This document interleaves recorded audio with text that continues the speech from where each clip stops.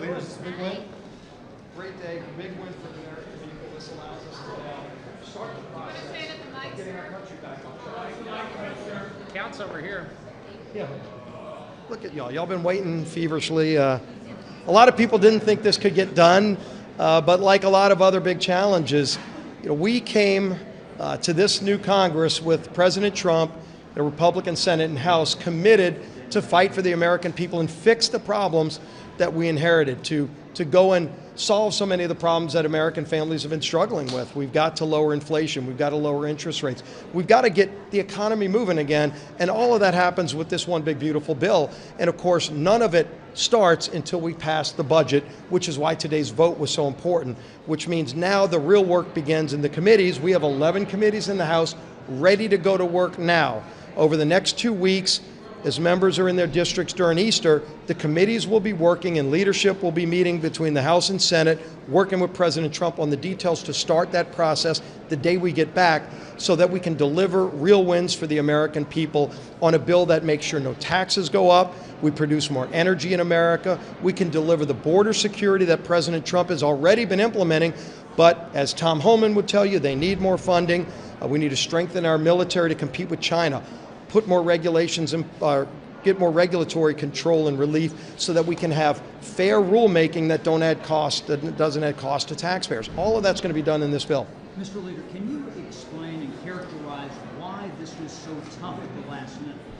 Every step of this process is going to be tough. We've said this from the very beginning. In fact, when there was a debate between one bill and two bills, I had some conversations with President Trump, with his Treasury Secretary, Scott Bessent. They said, why one bill? I said, go back and look at 2017. I was the majority whip when we passed the first Tax Cuts and Jobs Act. The budget for that bill, we lost 22 Republicans. We still got the bill passed, barely, but we lost 22 Republicans. Well, this time around, we couldn't lose 2 on the first round. Today, we could lose 3, and as you saw, we lost 2, and then we were able to pass the bill, but we have tight margins. And so anytime you have tight margins, we have a lot of members with a lot of very divergent opinions on how to get to the goals we've set out to achieve. And everybody has been in the room at different stages. Some members had more questions than others. And every member knows, and I've been very candid, there's still a lot of work left to do, but we are including all of our members, from the most conservatives to those in the most swing districts, in all of these conversations because it's going to take all of us to get it done. Is this probably the easiest vote that you have to take? None of these votes are easy, and then the next votes won't be easy, but they're all significantly important for the American people. And I think if you just keep sight of what the goal is, our goal from the very beginning is to provide relief to families who have been struggling, to get our economy back on track, and deliver on the promises that President Trump and House and Senate Republicans ran on during the campaign and were elected and given a mandate to deliver. We're now working on those next steps, and we're going to get this passed because failure is not an option. Do you have a target on how soon you'd like to finish this? Where are you going to find the savings?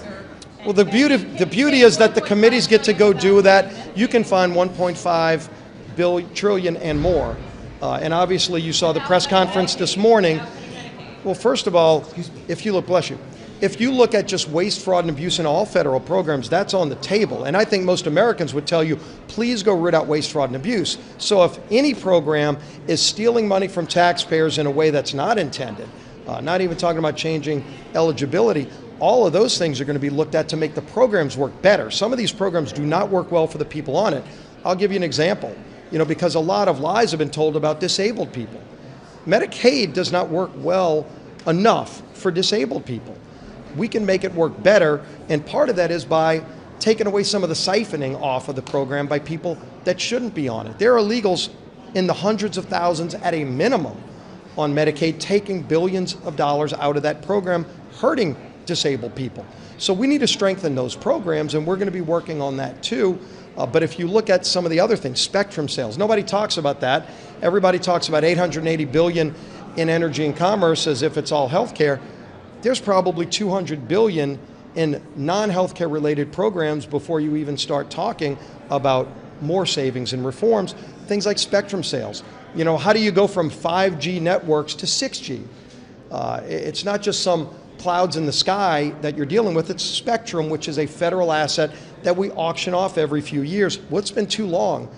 Any any of these companies that spend billions of dollars building out networks will tell you we need more spectrum made available, which means the federal government owns all of that, and we offer it up for sale every few years. And we generate tens of billions, if not close to $100 billion for the taxpayers. And that yields, by the way, billions more private investment. It's why you get economic growth when you lock in tax rates and make a more sane, common sense regulatory structure, because then you see private investment. I've heard these numbers, and you can talk to people in any walk of life in the private sector, in any industry. They will tell you there's trillions, $4-5 trillion of money sitting on the sideline, not being invested in America now until they see what the tax code looks like. Everybody's talking about tariffs right now. Most businesses are waiting to see what the tax code will look like before they make major investments. And they will tell you, if we just prevent a tax hike, which, by the way, every Democrat voted today to raise taxes, and they've said they want the tax rates to go up. We do not. And if we flatline and say no tax increases on American families, that alone will spur trillions of dollars more investment in our economy. And you could see 3% GDP growth, which would be not only great for the economy, more money in your pockets when you go to the grocery store, when you go to the gas station, but it also gives us, the federal treasury, more money coming in to lower the deficit. Mr. Leader, what's the timeline to get all this done? Yeah, the timeline to get this done is as quick as we can get it done. We've said, by the end of May, we want a bill through the House to the Senate on the president's desk. And we're talking to the Senate every step of the way. Again, you saw Speaker Johnson with Majority Leader Thune in the Senate today giving a press conference agreeing that there is no daylight between our two sides. We're going to be talking about the details of what our committees do. They don't have the exact same committees. They don't have an Energy and Commerce Committee. They have a Commerce Committee. Finance Committee in the Senate will do a lot of the components on Medicaid that the Energy and Commerce Committee would do. But at the end of the day, all of those policies will come together, and we're talking about those things now. Over the next 2 weeks, our committees will be talking together, House and Senate, so that when we send the bill over to the Senate, after we continue to do the work, and we've done a lot of it already, it's not going to be the first time they've seen it. So we want a process that moves quickly. President Trump, as you know, he's not somebody that wants to wait around for months. He wants to see the kind of economic growth and success so that families can get the benefits of what we do now, not have to wait till the end of the year. That's why we want to get it done by this summer. I'd love to see that bill on the president's desk by the end of May, and it can be. So thank y'all. Thank you. Thank you. Hey guys, can we just push it just a little bit, please? That was ideal for me. Rooting for you. Yeah, that's it. Yeah. Heads up. Monica's got some pressure too. Always does. The Democrats always do. But we get the job done, and we're really grateful to have had the big victory on the floor just now. It was a big one, a very important one. Quick recap, just on a busy week in Washington, we got a lot of important things done for the American people this week. We passed the SAVE Act today, as you know, and that ensures that you got to have identification. You have to prove your identity, because only U.S. citizens should vote and decide U.S. elections. It's already in federal law, but there's no mechanism currently to ensure that that law is always followed, and this measure, the SAVE Act, will help make sure that is true. We passed the No Rogue Rulings Act, which, as you know, will limit the ability of activist, liberal, in this case federal judges, to issue injunctions that will stop a president's policies nationwide. That has been wildly abused against President Trump, and the Congress had an obligation and responsibility, I think, to step in and make sure that we bring that under control. We also repealed some very damaging Biden-era regulations again this week, and we'll continue that work. But the big news today, of course, is that we passed the budget resolution. We adopted the Senate's amendments to the resolution, holding in place all of the commitments and the instructions, the guidelines that the House originally enacted. And that was a big step, because that will allow us now to move forward, to have our committees actually drafting the one big beautiful bill. There's a lot of work ahead of us, and we're really excited about that. In November, the American people delivered unified government to the Republican Party. They returned President Donald J. Trump to the White House.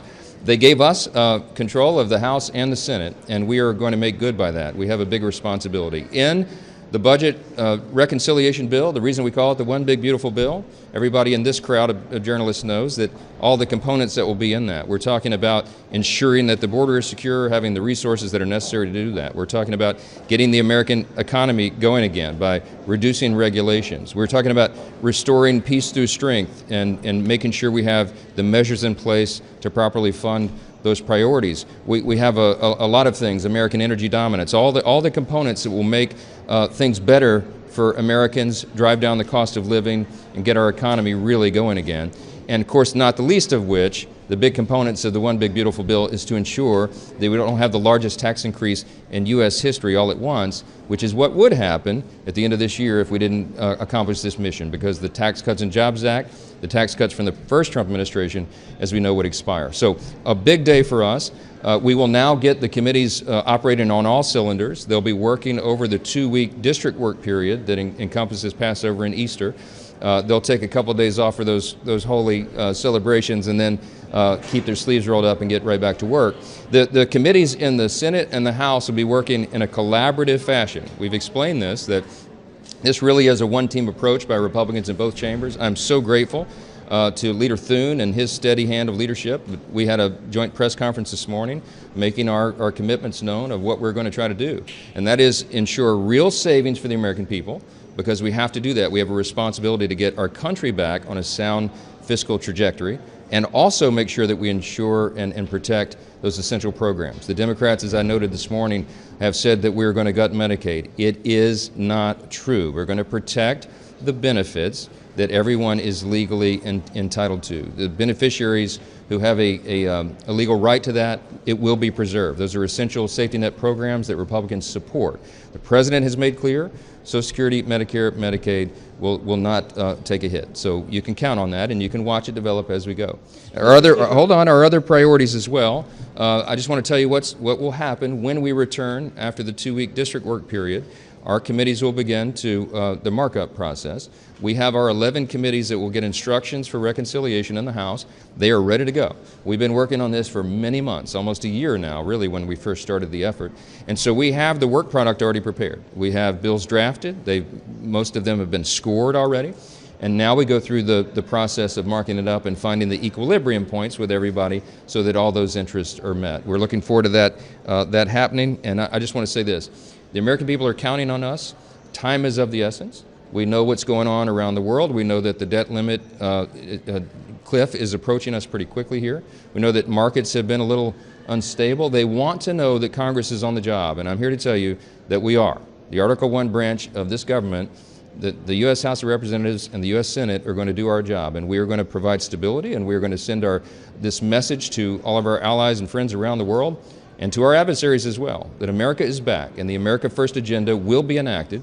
President Trump's promises will be fulfilled, and we're really excited that today we took a big step in getting that done. We'll continue to work together. Mr. Speaker, Yeah. what changed between last night and this morning? What closed the deal? Look, we're in a deliberative body, and we did a lot of work leading up to this moment, of course, for many months. But sometimes there are pressure release valves you have to allow people to do. You know, everybody's human around here. There's lots of different interests. We have 220 people in the Republican conference, and they have a lot of different ideas. They represent a lot of different districts, and sometimes when the pressure gets turned up, people need to release that. So that's what I do. I allow them to do that. We take thoughtful discussion and deliberation. Sometimes we do it out in open. Sometimes we do it in closed meetings. But we had that until late last night. I did more of it this morning. I want to compliment our president, President Trump, who is always engaged with us and available and accessible. He didn't have to call a single member to wrangle anybody on this thing. He allowed me the space to do what I need to do, and we got the votes together, and we reaffirmed our commitments. It's real. We want to find real savings. We have an obligation to do that, but we also have to protect these essential programs. We can and will do both, and you're going to see that in the next few weeks.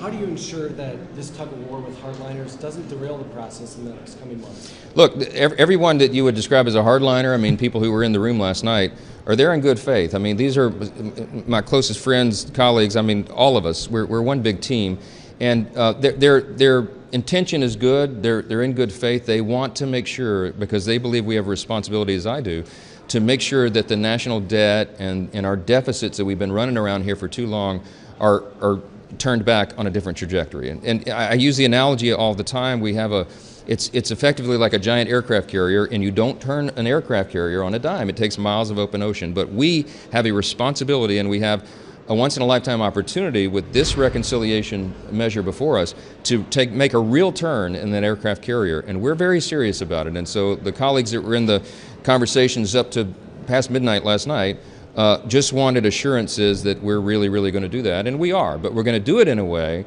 that doesn't unduly affect or harm any beneficiary of a public program that's available to them. So you'll see that we're doing. Can you give some areas of spending cuts you're looking at? Because you said you've been working on this for a while, so you must know where you're going to cut. Yeah, we have big menus of options and items in 11 different committees of jurisdiction, and one of the big ones is Energy and Commerce, because they have such a broad jurisdiction, and that's where you'll be looking at, Medicaid, for example, which is the thing that the Democrats are trying to frankly lie to the American people about. No one has talked about cutting one benefit in Medicaid to anyone who's duly owed. What we've talked about is returning work requirements. So, for example, you don't have able-bodied young men on a program that's designed for single mothers and the elderly and disabled. They're draining resources from people who are actually do that. So if you clean that up and shore it up, you save a lot of money, and you return the dignity of work to young men who need to be out working instead of playing video games all day.